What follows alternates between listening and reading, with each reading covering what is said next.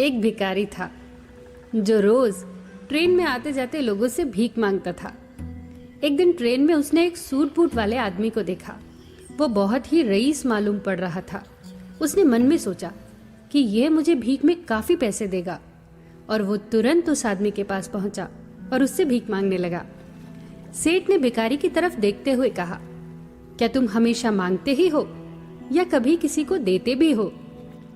साहब, मैं तो भिखारी हूँ, मैं क्या दे सकता हूँ किसी को? मेरी इतनी औकात कहाँ जो किसी को कुछ दे सकूं।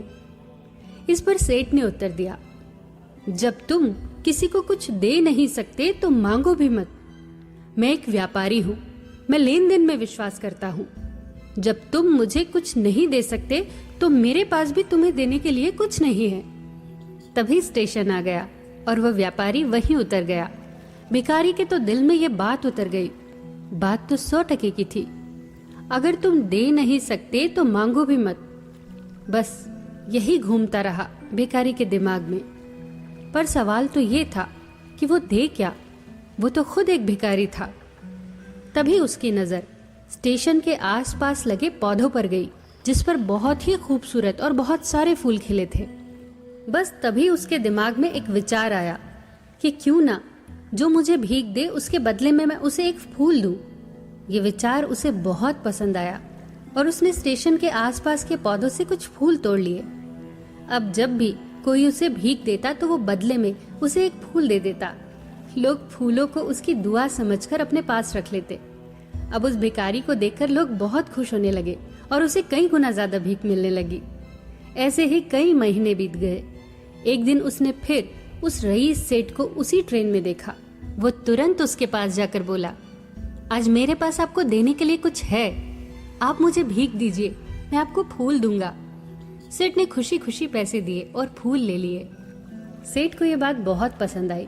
वाह, क्या बात है, आज तुम भी मेरी तरह एक व्यापारी बन गए हो। इतना कहकर वह सेठ स्टेशन पर उतर गया। सेठ ने तो यूं ही ये बात कह दी थी, पर भिखारी की तो सोच ही बदल गई। सेठ की ये बात कि तुम भी आज मेरी तरह ही व्यापारी बन गए हो फिर से भिखारी के दिल में उतर गई। उसकी आंखों में चमक आ गई।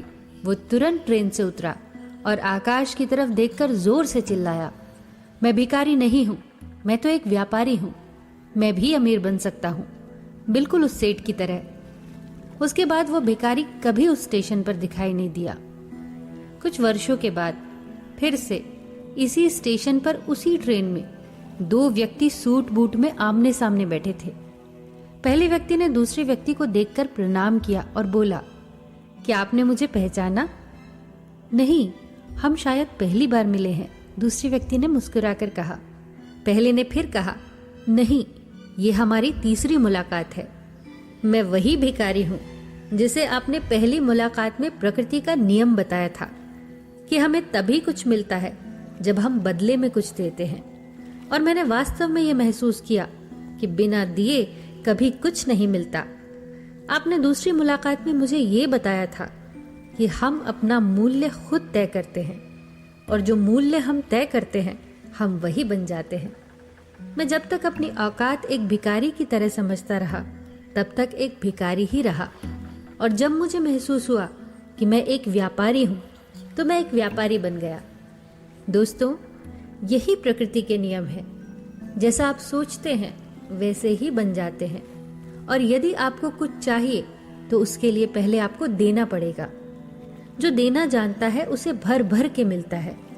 सफलता चाहते हो तो सफलता के लिए पहले अपने भरपूर प्रयास देने होंगे। खुशियां पाने के लिए खुशियां देनी होंगी। रिश्तों में खुशी और शांति चाहिए तो सुख और शांति पहले देनी होगी। आप अमूल्य हैं, अपनी कीमत कम मत आंकिए। क्या खूब कहा है किसी ने। किस्मत में लिखी हर मुश्किल टल जाती है, यदि हो बुलंद हौसले तो मंजिल मिल ही जाती है। सिर उठा के अगर आसमान को देखोगे बार बार तो गगन को छूने की प्रेरणा मिल ही जाती है।